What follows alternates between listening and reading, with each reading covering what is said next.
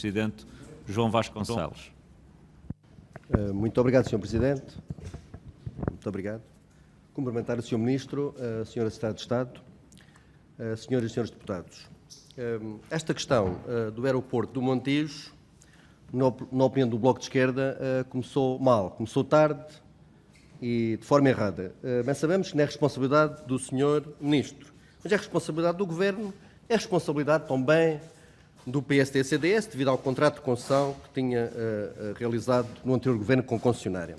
De facto, dá-se luz verde a um aeroporto onde não há estudo de impacto ambiental. Aliás, tivemos conhecimento há pouco tempo que o primeiro estudo foi amplamente arrasado, que não tinha conclusões, portanto, não estudava o impacto sobre a vida de cerca de 35 mil pessoas, em termos de ruído, e, de facto, envereda-se por uma decisão quando uma questão fulcral, fundamental, que é o estudo de impacto ambiental, não se sabe.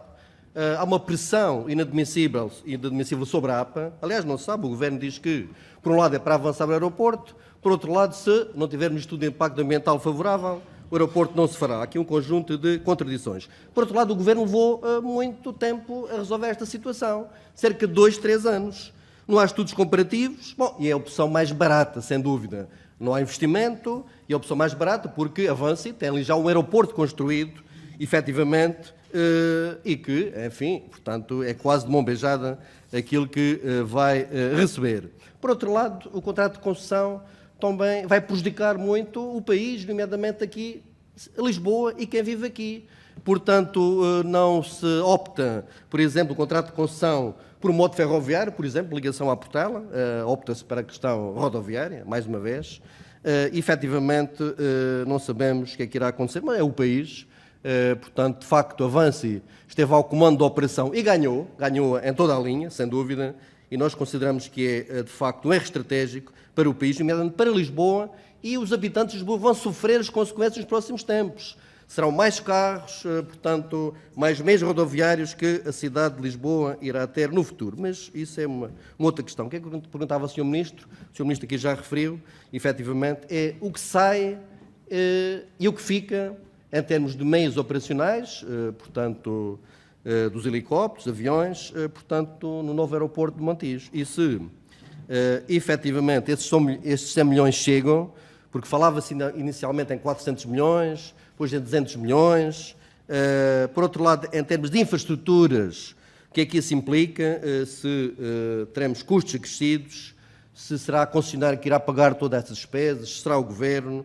Portanto, há questões que não se sabe bem. Portanto, era mais ou menos isto que eu gostava de colocar ao Sr. Ministro. Muito obrigado. Obrigado, Sr. Deputado João Vasconcelos.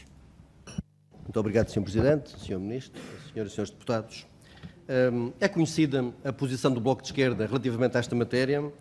Nós secundamos as posições das Nações Unidas e do Sr. Secretário-Geral, portanto, António Guterres, e só achamos lamentável e até muito estranho que o Partido Socialista não tenha a mesma posição, o Governo do Partido Socialista não tenha a mesma posição do Secretário-Geral das Nações Unidas, que também é da mesma família socialista. E achamos que, ao contrário do Sr. Deputado Ascenso Simões, que a posição do Governo português não foi nada equilibrada, foi extremamente desequilibrada.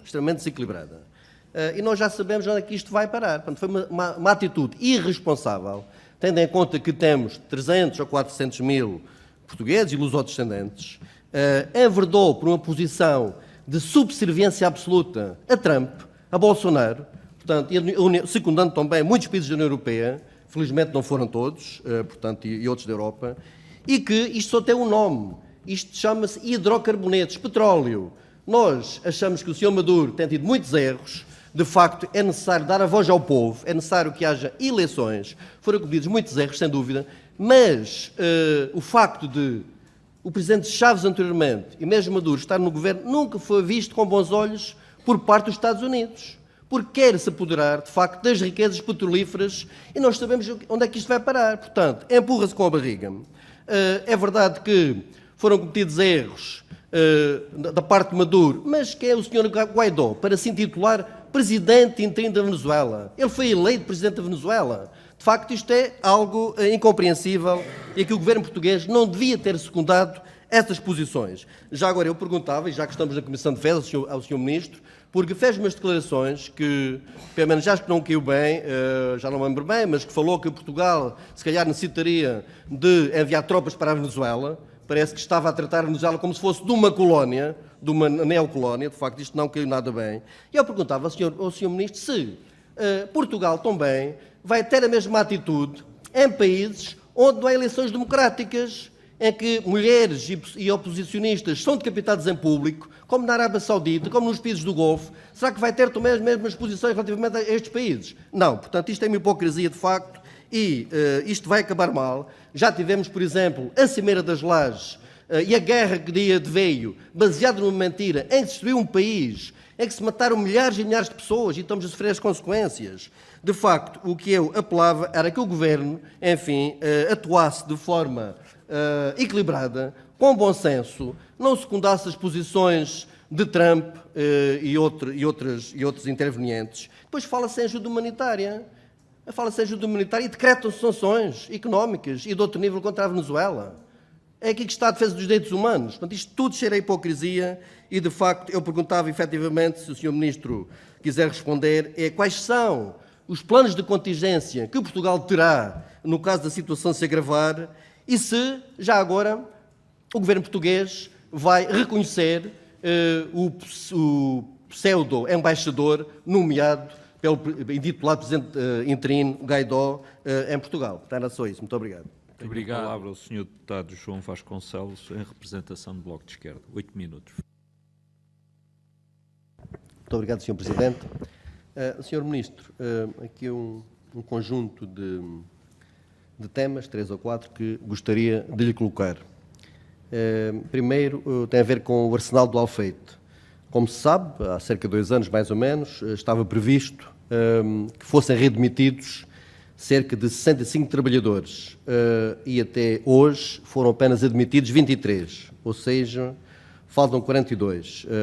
Sabemos que o Arsenal do Alfeite, enfim, em termos de pessoal e outros níveis, tem vindo a perder, portanto, potencialidades. Basta referir que em 2009 tínhamos 681 trabalhadores, neste momento são 482, provavelmente já são um pouco menos, que saíram recentemente mais 4, deverão ser neste momento 478, 2 foram para a Auto Europa e 2 penso que se reformaram. Que eu perguntava ao Sr. Ministro se vai interceder relativamente a esta matéria. Parece que a situação está nas finanças, mais uma vez nas finanças, para ser desbloqueada. Se o Sr. Ministro, enfim, vai atuar para que a situação seja rapidamente, enfim, desbloqueada.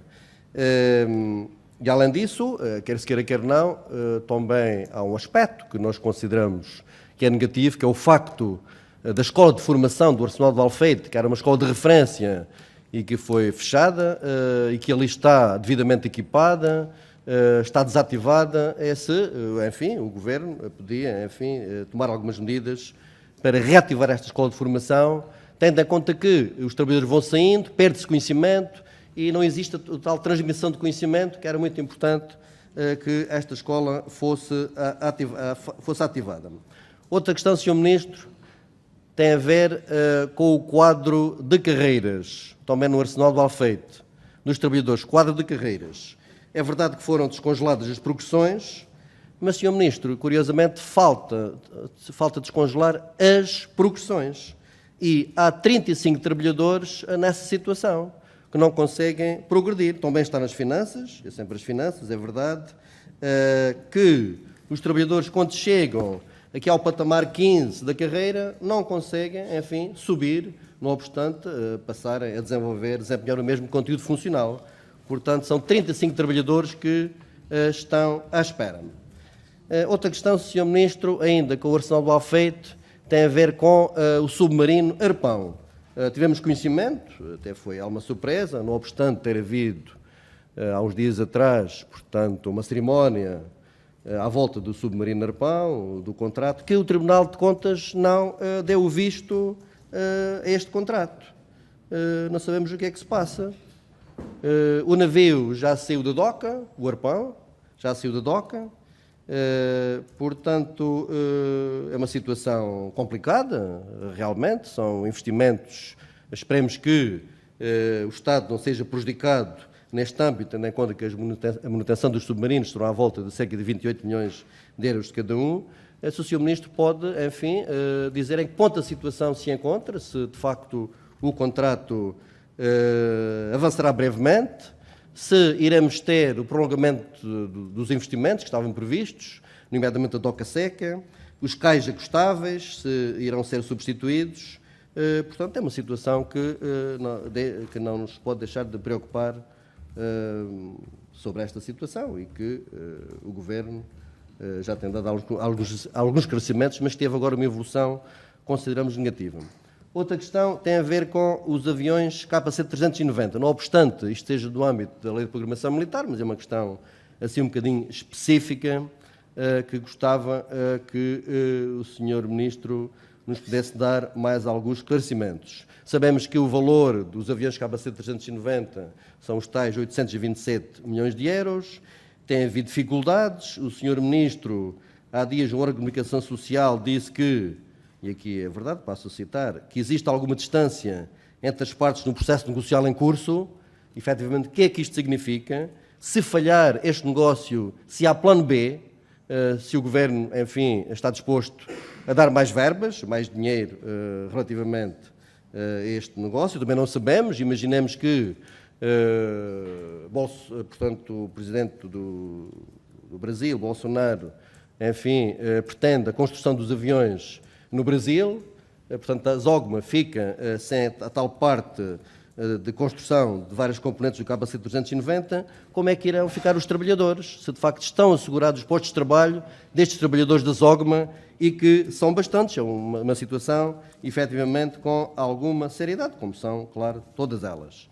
Outra questão, o Sr. Ministro aqui já falou, que tem a ver com, portanto, o IASFA, portanto, a questão da saúde dos militares. Portanto, é uma situação gravíssima, que já transita desde alguns anos esta parte. Penso que até o Sr. Ministro anterior também, enfim, penso que tinha dado alguns passos neste sentido, mas o que é um facto é que a dívida é bastante elevada. Fala-se em cerca de 90 milhões de euros. Pronto, ok, 73, exatamente, 106, mas também já havia 90 milhões. Portanto, gostaria de, enfim, de saber se o Sr. Ministro confirma qual é o montante, efetivamente, deste valor. E se vai avançar mesmo a suspensão do Grupo Mel com convenção do IASFA, a partir de 1 de abril. Isto será uma situação gravíssima, porque atinge cerca de 130, mais ou menos, mais de 100 mil beneficiários. Qual é o ponto da situação? E se está previsto, neste caso concreto, a nível do HFAR, de voltar a receber beneficiários da ADSE, como recebeu no passado. Agora falta-se que poderá voltar esta matéria, portanto, também, novamente, a ser contemplada a nível do ADSE. O HFAR, Sr. Ministro, tem também problemas graves, além de instalações que precisam de obras, portanto, reparações. O pessoal médico e civil teve uma redução drástica com o Governo anterior, enfim, com a junção de todos aqueles hospitais no único hospital. Por exemplo, entre 2011 e 2018, houve uma redução de 25% a nível do pessoal militar e de 43% a nível do pessoal civil. É uma redução na ordem dos 32%, sem dúvida. Que eu perguntava ao Sr. Ministro é se estão previstas medidas para ter em conta não só a questão dos equipamentos, mas também dos reforços humanos para prover às necessidades do HFAR e também, tendo em conta também as necessidades dos seus utentes. Outra questão tem a ver, o tempo está a terminar, com a questão da Força Aérea passar a gerir a frota de aeronaves. Parece que este ano, pelo menos o que vê na comunicação social, isso irá ser uma efetividade. Parece que estão previstos a aquisição ou pelo menos Portugal irá ter o maior dispositivo de combate a fogos florestais, são 61 aparelhos. Portanto, em que ponto a situação se encontra este facto? São mesmo os 61 aparelhos. Portanto, se a Força Aérea vai gerir este ano, portanto, os meios de combate aos fogos florestais, em que ponto a situação se encontra também os CAMOV, se o Sr. Ministro sabe responder, parece que estão desativados, se vão entrar em funcionamento. Há outros aparelhos também de helicópteros, parece que não vão também entrar em funcionamento. Estes contratos, para tudo isto, estão em curso 2 contratos no valor de 92 milhões de euros. Que eu perguntava é se é a Força Aérea que irá gerir toda esta questão contratual, quem irá monitorizar, portanto, estes concursos, e se os pilotos da Força Aérea irão já este ano comandar os helicópteros de combate a esses fogos, esses eventuais fogos florestais, se ocorrerem, e se o nível de formação está em andamento. Portanto, era para já, era isto. Obrigado. Muito obrigado, Sr. Deputado. Tem a palavra. Muito obrigado, Sr. Presidente. Sr. Ministro, a questão da diminuição do número de profissionais nas Forças Armadas, como aqui já foi referido, o diagnóstico está mais ou menos feito. Segundo dados que vieram ao público, só nos últimos 15 anos houve uma redução de efetivos na ordem dos 30%, 28%, mais ou menos. Equivale a cerca de 2% ao ano. E o diagnóstico está feito, é baixos salários, a precariedade e também a falta de progressões explicam, em parte, o abandono precoce das fileiras e, nomeadamente, dos contratos. Inclusivamente, vê a público, mais de 50% dos militares saem antes de tempo. Bom, é necessário dar condições, aumentar os salários, porque não, por exemplo, integrar praças nos quadros do Exército e da Força Aérea, como acontece também na Marinha. Portanto, é apenas, enfim, e outras questões. Penso que o problema dos incentivos não foi devidamente estudado pelo Governo e o que se está a ver é que não leva a que haja integração dos militares, portanto, nas Forças Armadas. E, relacionado com isto, Sr. Ministro, temos um caso que está a gerar algum desconforto no seio das Forças Armadas, que é o sistema de avaliação. Ainda há dias veio a notícia que deixa sargentos da Força Aérea em pé de guerra, em que se dá um peso muito grande aos louvores ou ao número de missões no estrangeiro e prejudica quem está fora dos gabinetes. Isso gera mal-estar. Mais logo temos também outros ramos das Forças Armadas a questionar, os oficiais, e há questões de ultrapassagem que, enfim, geram o tal desconforto. Na questão de ultrapassagem, o problema não é aí. O problema é que gera situações de injustiça e o que eu perguntava ao Sr. Ministro é se vai rever ou revogar portanto, o novo regulamento de avaliação dos militares das Forças Armadas. Outra questão tem a ver com a questão do tempo de serviço nas carreiras, cargos ou categorias integrados nos corpos especiais. Chegou ao conhecimento do Bloco de Esquerda, portanto, algumas reclamações, nomeadamente da Associação de Praças, sobre esta matéria. E passo a citar, como prescreve o artigo 19º do Orçamento de Estado para 2018, diz o seguinte: a expressão remuneratória do tempo de serviço nas carreiras, cargos ou categorias integradas em corpos especiais, em que a progressão e mudança de posição remuneratória dependam do decurso de determinado período de prestação de serviço legalmente estabelecido por efeito, é considerada em processo negocial com vista a definir o prazo e o modo para a sua concretização, tendo em conta a sustentabilidade e compatibilização com os recursos disponíveis. Fim de citação. O que acontece é que, de acordo com aquilo que estipula a Lei Orgânica número 3 de 2001, o artigo número 2, que é a Lei do Direito de Associação Profissional dos Militares, é que as associações não estão a ser chamadas pelo Governo, enfim, para, de facto, concretizar este aspecto. Portanto, a lei não está a ser efetivamente cumprida. O que eu perguntava ao Sr. Ministro é se, enfim, tendo em conta tudo isto, se vai chamar as associações profissionais para terem em conta a questão da contagem do tempo de serviço. Outra questão, para finalizar, tem a ver com a Polícia Marítima, Sr. Ministro. O que eu perguntava é se já está em curso, ou pelo menos em fase final, a questão da revisão do estatuto do pessoal daquela Força de Segurança. Como se sabe, pelo menos tem havido tentativas para cada vez mais militarizar esta Força de Segurança, que é uma polícia civil, uma força civil. Também parece que há tentativas da Marinha, através da Autoridade Marítima Nacional, controlar ainda mais esta força policial. Que eu perguntava se para quando esse estatuto está para sair brevemente e se é verdade que a sair se prefigura o reforço do controle da Marinha sobre a Polícia Marítima. Era só, muito obrigado.